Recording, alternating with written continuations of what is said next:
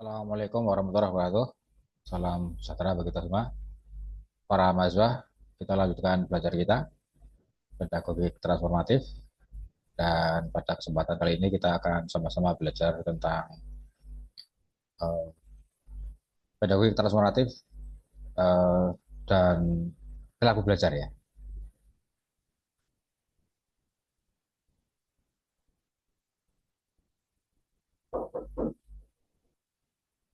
Nah, ini materi kita,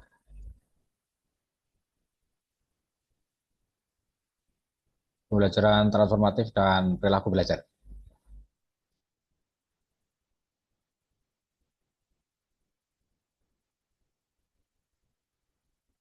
Ya, kita mulai dari indikator transformasi ya. Indikator perubahan itu apa sih? Ya? Jadi, tanda-tanda indikasi terjadi perubahan atau transformasi itu bagaimana ya? Iya, Bang Bas, kita pergi. Pripun? Oh, niki, nggih. Kita tekan Nggih. aja sudah Pripun? ambil Oh, aja. nggih, nggih, nggih. Ampun. Nggih, matur nuwun, nggih. Ya, baiklah, kita lanjutkan. Jadi indikator transformasi itu bisa berupa perubahan-perubahan persepsi ya. Ini berarti perubahan pandangan ya. Ini berarti ranah atau aspek kognitif ya. Aspek pemikiran, ranah pemikiran kognitif ya. Karena persepsi ya. Juga bisa terjadi perubahan pada emosi ya atau perasaan, rasa, sikap ya, nilai-nilai ya. Ini merupakan ranah afektif ya, dan perubahan pada perilaku atau behavior. Ini saya kira tidak asing lagi ya.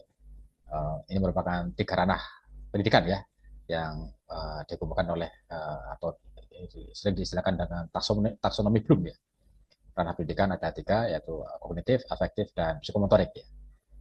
Nah, transformasi itu juga bisa terjadi pada tiga ranah itu. Nah, lalu bagaimana dengan pembelajaran transformatif ini? Di ranah mana perubahan itu diarahkan? Nah, pembelajaran transformatif ini berkaitan erat ya dengan upaya perubahan dalam hal perilaku belajar.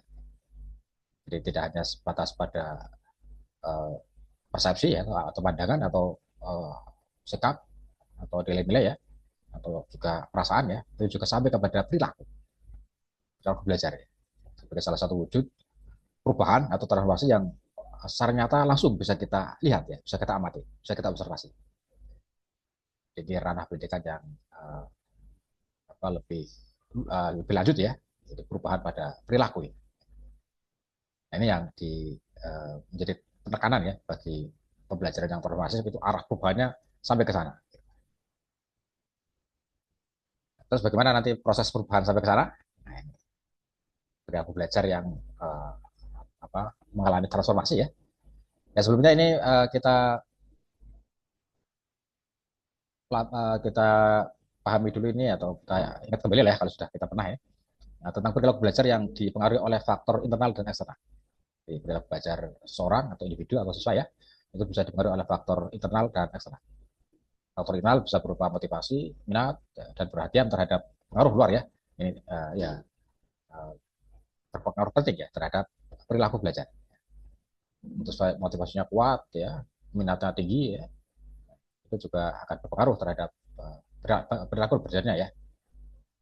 Bukan pula perhatian terhadap pengaruh dari luar, baik berupa situasi di masyarakat sekitar ya, atau di sekolah, berarti situasi sekolah, tata ruang dan tata kelas. Nah, ini bagaimana perhatian terhadap ya uh, kelasnya ya, situasi kelasnya, setting belajarnya, metode belajar ya, cara belajar, terus atau metode pembelajaran yang diterapkan oleh guru misalnya, isi pesan atau materi materi belajar ya, dan juga siapa yang menyampaikan ya atau guru ya, perhatian terhadap guru ya. Ini semua juga berpengaruh terhadap perilaku belajar. Perilaku belajar juga dipengaruhi oleh faktor eksternal. Ini kondisi yang diciptakan ya, atau suasana belajar yang dibuat, dirancang sedemikian rupa ya, sehingga bisa mempengaruhi perilaku belajar. Nah, ini berarti penciptaan suasana, kondisi ya. Itu nanti akan suasana atau kondisi yang diciptakan itu nanti akan mendapat respon dari siswa ya. Ini ya ibaratnya seperti sebuah rekayasa sosial ya. Sehingga nanti siswa akan merespon hal tersebut ya, dan akan berpengaruh terhadap perilaku belajarnya, ya, respon terhadap suasana, kondisi. Nah, tentu kalau penciptaan kondisi dan suasananya kondusif, akan berpengaruh positif ya terhadap perilaku belajar. Dan sebaliknya mungkin apabila penciptaan kondisi dan suasana kurang kondusif, maka akan ya mendapat respon tertentu dari siswa ya. Dan barangkali membutuhkan effort yang lebih ya dari siswa ya ketika melakukan respon itu ya. Sehingga nanti akan juga akan berpengaruh terhadap perilaku belajarnya. Ya, suasana kelas yang lebih nyaman untuk belajar ya itu akan lebih kondusif dalam mengaruhi perilaku belajar ya. Demikian pula sebaliknya penciptaan suasana yang kurang kondusif barangkali wah ini juga nanti akan berpengaruh terhadap perilaku belajar siswa ya. Untuk lebih bisa mendorong perilaku belajar yang diharapkan tentu siswa akan perlu membutuhkan usaha yang ya yang lebih ya. Ya ini ada dua teori, ada dua ini ya faktor yang mempengaruhi perilaku belajar antara faktor internal dan eksternal ya. Nanti bagaimana yang banyak berpengaruh ini, internal atau eksternal ya? Ya nanti coba kita telusuri lagi ya. Ya ini saya kutip dari Kalman. Ini menurut Kalman ada 3 proses pengaruh sosial ya yang dapat menyebabkan perubahan sikap atau perilaku seseorang, ya, termasuk dalam belajar, perilaku belajarnya. Yang pertama adalah compliance, kedua identification, dan yang ketiga internalization. Menurut Kalman ya, perilaku belajar juga dipengaruhi, bisa dipengaruhi oleh 3 hal ini ya. Nah, bagaimana penjelasan dari masing-masing adalah compliance siswa misalnya ya, itu akan menerima pengaruh dari orang lain ya dengan baik ya, karena dia merasa pengaruh dari orang itu memberi atau pengaruh dari orang lain itu dia akan memperoleh reaksi yang memuaskan. Ya. Jadi, dia merasa ada sesuatu yang pemenuhan yang memuaskan dirinya ya, sehingga dia menerima. Misalnya berupa hadiah atau ribet ya, atau bahkan uh, pembatalan hukuman ya. Seandainya siswa mungkin mendapat suatu teguran atau hukuman tertentu dari guru, kemudian uh, apa dia menjadi tidak dihukum ya, tidak mendapat hukuman, nah, itu berarti dia merasa kepuasan itu ya. Walaupun pada dasarnya dia sendiri, siswa sendiri itu ya misalnya, itu tidak ingin ya, tidak setuju ya dengan apa yang disampaikan oleh guru. Tapi karena merasa ada sesuatu yang memenuhi sesuatu yang memuaskan dirinya ya, terpenuhi, maka dia menerima. Ya. Ini mungkin banyak terjadi di siswa kita ya. Nah, siswa diberi tugas oleh gurunya ya. Sudah tugasnya banyak, dikasih tugas lagi. Nah, sebenarnya siswa bisa jadi tidak menginginkan ya diberi tugas itu ya. Tapi karena nanti dengan tugas itu, dia mungkin akan mendapat sesuatu dari gurunya ya. Dengan tugas itu mungkin dia dibebaskan dari sesuatu yang memberatkan siswa ini ya. Maka dia akan melakukan itu, akan menerima ya pengaruh itu. Ini karena ada suatu pemenuhan yang bisa memuaskan seseorang ya atau siswa ya ketika menerima pengaruh dari guru ya. Nah, ya, nah, ini bisa juga terjadi ya. Artinya ini perilaku belajar yang dipengaruhi oleh faktor adanya pemenuhan kan suatu kepuasan tertentu ya. Yang kedua adalah identifikasi. Nah, identifikasi gitu ya. Ini individu ya, siswa berarti itu mengadopsi suatu perilaku dari guru ya, dari orang ya atau kelompok ya, yang berhubungan eh, atau perilaku itu berhubungan dengan kepuasan diri dan juga bermakna. Lagi-lagi juga masalah kepuasannya. Artinya kalau tadi yang compliance itu karena pengaruh dari guru yang sesungguhnya dia nggak setuju, ya. Tapi kalau ini beda. Ini pengaruh dari orang luar atau guru, tapi dia setuju ya, dia senang ya. Dia mau melakukannya. Ya. Dia mendapat kepuasan juga dari situ ya, dan bahkan berbangga ya, atau bermakna ya bagi dirinya. Nah ini biasanya terjadi terhadap orang ya, atau kelompok yang menjadi idolanya ya, yang dikagumi ya, sehingga melakukan identifikasi ya. Jadi beratnya kalau siswa itu ya mengidentifikasikan diri ya dengan gurunya ya. Karena gurunya menjadi idola, maka dia mengidentifikasikan dirinya dengan gurunya ya, mengadopsi hal-hal yang dilakukan oleh gurunya ya, meniru ya, mengidentifikasi diri wah seperti gurunya ya. Nah, ini kalau dalam belajar berarti ya baik ya. Nah, guru-guru bagaimana apa, perilakunya dalam yang berkaitan dengan belajar, yang belajar ya, dia seolah ya mengidentifikasinya mengidentifikasi seperti gurunya itu. Nah, ini faktor dari luar tetap ya, dari guru ya, pengaruh ya, karena merasa gurunya apa aku apa ya sosok yang dikagumi diidolakan ya, bahkan kadang-kadang sampai hal-hal teknis itu mengidentifikasikan diri dengan gurunya ya. Sampai bahkan cara bicara ya mungkin ya, sampai cara berjalan ya, cara berpenampilan ya, bahkan ya mungkin cara batuk pun ditiru. Dan dia senang dengan itu, bangga ya, wah seperti gurunya ya, jalannya seperti gurunya ya, cara bicaranya seperti gurunya ya. Dia bagi dia itu sesuatu yang memuaskan dan bermakna bagi dirinya. Ini indikasi ya, perubahan karena mengidolakan guru ya. Yang ketiga adalah internalisasi atau penerimaan.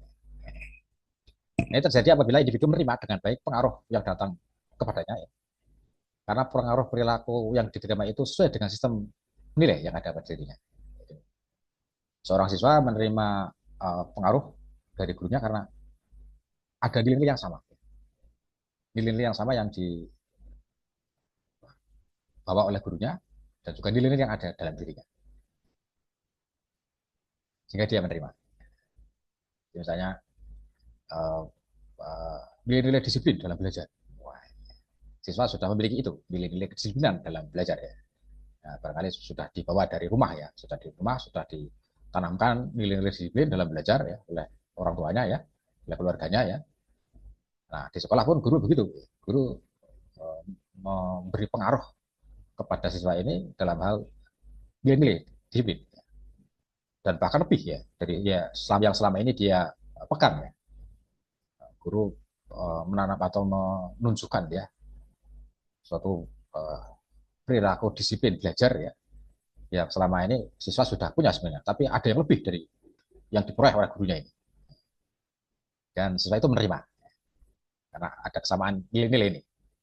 Hanya yang diperoleh dari gurunya ini wah, lebih dari yang selama ini uh, dipegang oleh siswa ya. Ya. Ini berarti ada proses di dalam diri siswa ya, internalisasi, sehingga disebut dengan internalisasi. Karena berangkat uh, prosesnya ada di dalam diri siswa ya. Bermula apa? Ada proses yang apa? Secara internal yang terjadi pada siswa, yaitu nilai-nilai yang ada di dalam diri siswa ya, dan berinteraksi dengan nilai-nilai baru ya, atau nilai yang relevan dengan yang dibawa oleh atau disampaikan oleh ditanamkan oleh gurunya gitu. Ini penerimaan.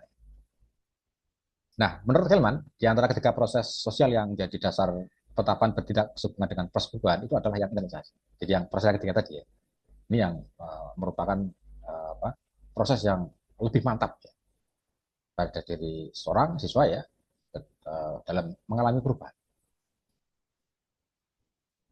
Nah, ini mengapa terjadi karena ya itu apa perubahan itu akan berlangsung secara tepat sasaran ya, akurat ya, dan lebih mantap ya, karena ya faktor internal dari siswa ini yang uh, ikut berproses ya, sehingga siswa uh, mengalami proses permenungan diri ya, merefleksi ya, dan merefleksi secara kritis ya terhadap sesuatu yang diterima dari luar, saya pasti dari dulunya ya. Nah, refleksi kritis dari siswa ya ini akan uh, melahirkan sadar diri untuk berubah. Misalnya tadi seperti di uh, seorang siswa yang sudah memiliki nilai-nilai disiplin dalam belajar, ya. Kemudian di sekolah guru juga menanamkan hal yang sama ya,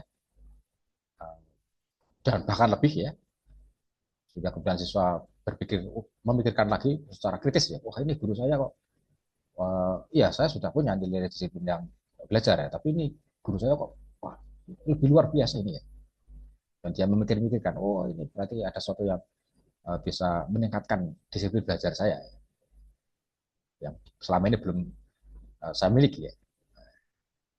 Gitu, nanti itu akan memupuk kesadaran diri ya untuk berubah ya, meningkatkan disiplin belajarnya misalnya. Ya misalnya di sekolah gurunya bercerita ya, dulu waktu sekolah ya dari dasar sampai perguruan tinggi itu begitu kalau belajarnya begitu ya, disiplin belajarnya seperti itu ya. Dan bagi siswa itu barangkali ya belum pernah uh, dia peroleh ya hal-hal seperti itu ya. Sama ini diketahuinya belum sampai situ misalnya. Wah, itulah yang mendorong transformasi atau perubahan. Itu menurut Kelman ya, ya itu proses.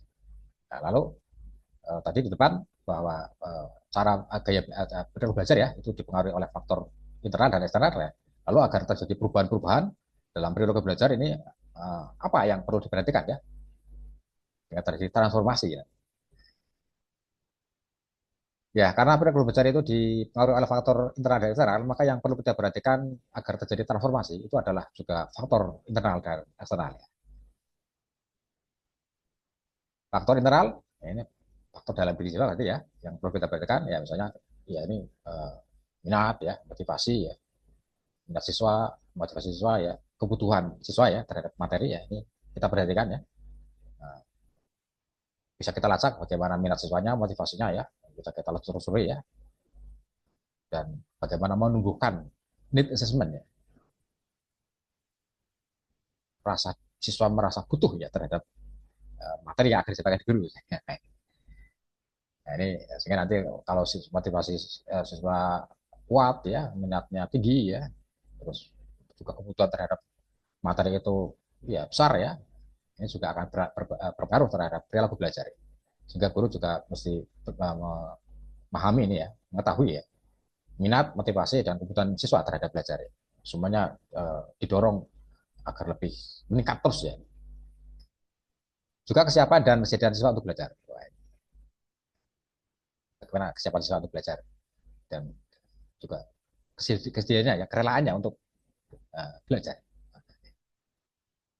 Jadi misalnya kalau di sekolah bagaimana setiap guru masuk kelas, bagaimana siap untuk belajar, bersedia untuk belajar ya, di kelas ya. Apakah setiap hari ya bisa dicermati dari bagaimana kesiapannya dan kesediaannya dalam belajar ya. Nah, tentu ini mesti apa biasanya guru kan di awal belajar itu ya bisa meriksa dulu bagaimana kesiapan belajar siswa. Nah, karena ini juga akan berpengaruh terhadap perilaku belajar ya. Kalau siswa uh, siap ya secara fisik, mental ya, pikiran, maka ya perilaku belajarnya tentu akan sesuai yang diharapkan. Kemampuan dan kemampuan untuk belajar. Wah, kemampuan untuk belajar. Kemampuan ya apa berkaitan dengan bagaimana siswa bisa mengikuti pelajaran ya dan juga kemauan benar untuk belajar. Wah ini.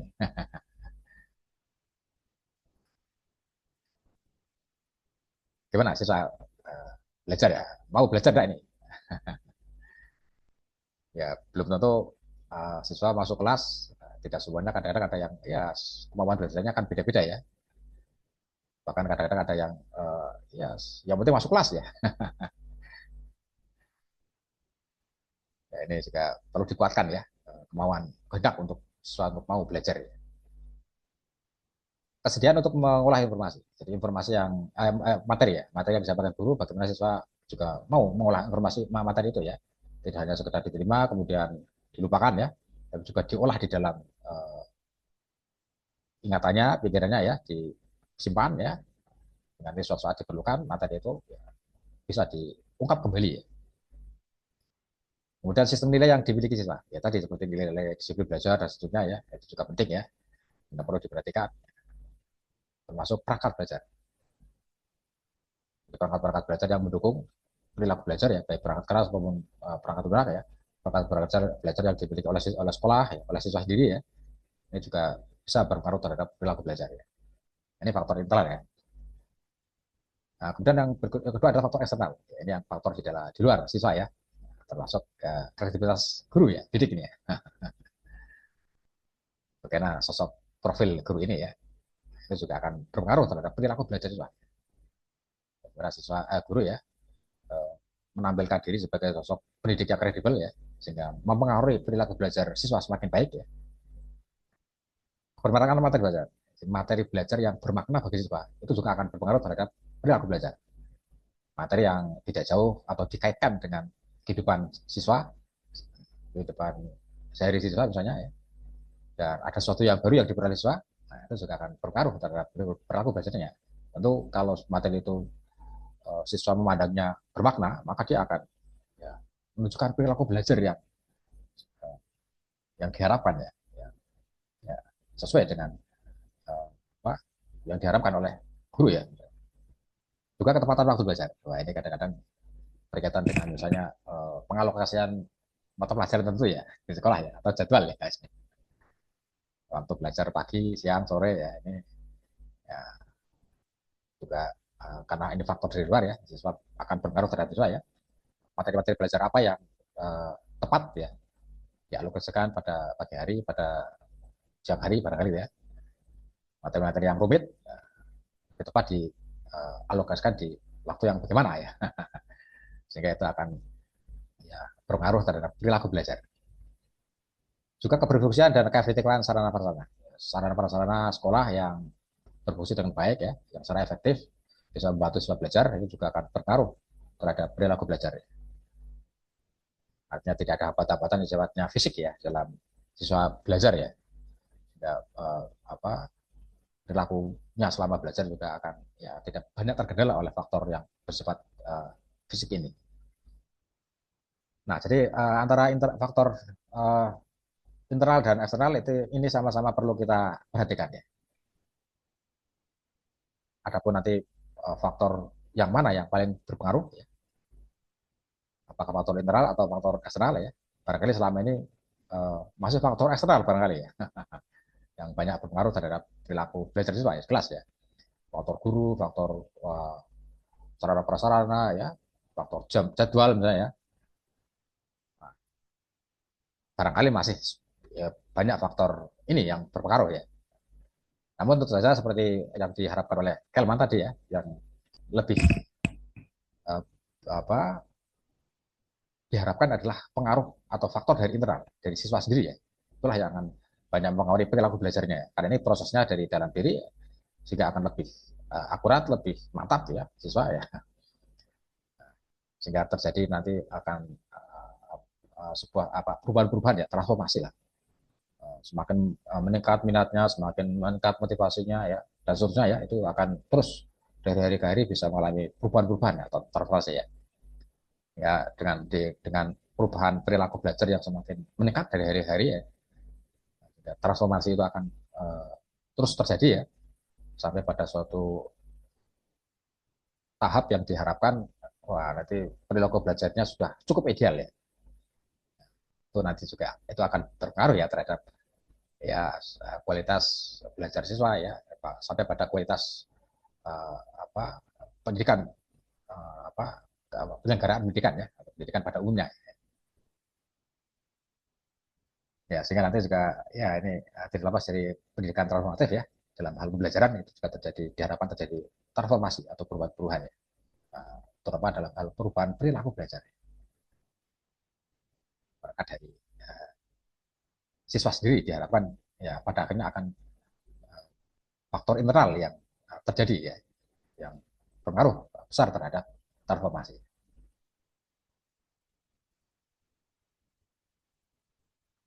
Ya, begitu kira-kira untuk materi kita tentang pembelajaran transformatif dan perilaku belajar ya.